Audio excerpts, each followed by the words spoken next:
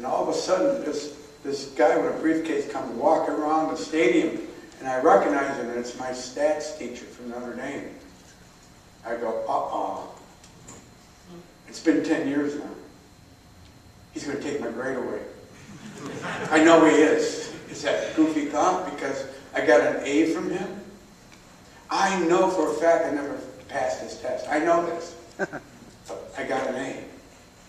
So I said to him right away, as soon as he comes walking around, I said, Rudy, Rudiger, what are they doing here? They're shooting your movie. What did you do? How are you going to answer that? Oh, I played 27 seconds. How are you going to answer that? I said, sir, you can't take my grade away. He said, what? I said, it's been 10 years. You can't take my grade away. Statute of limitations. He said, what? I said, you gave me an A and you can't take it away. He said, why would I do that? And I says, because I know I didn't pass your test. He said, no, let me think about this. Yeah, you didn't. But you gave me an A. Well, there's a reason why I gave you an A, he says. I had to think about this, he says. This is where winter comes in. Sometimes you got to bend the rules. He said, you sat in front every day, and you were there every day. You raised your hand all the time.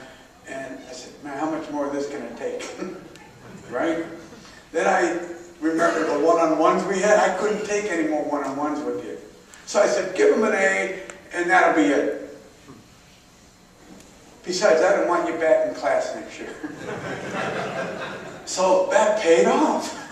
Because he said, I knew you would never use statistics. I knew you were going to be somebody because you had accountability in you.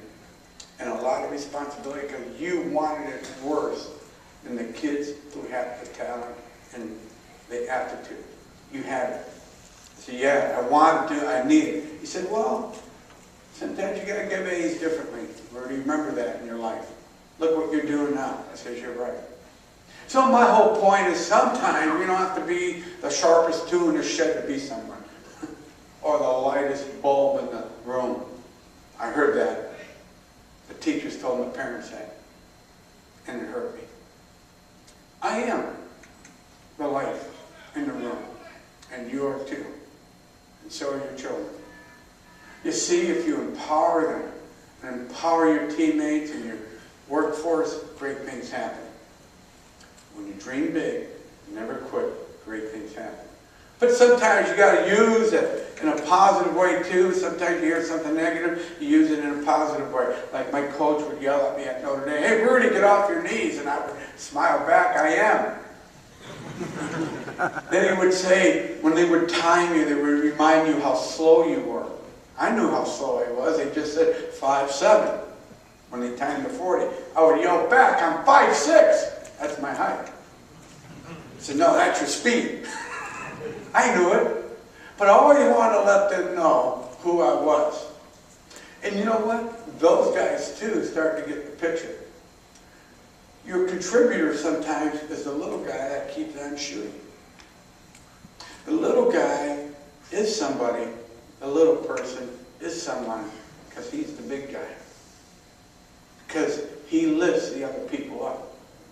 That's what's great about not quitting. That's what's great about going out there and not taking. I took 50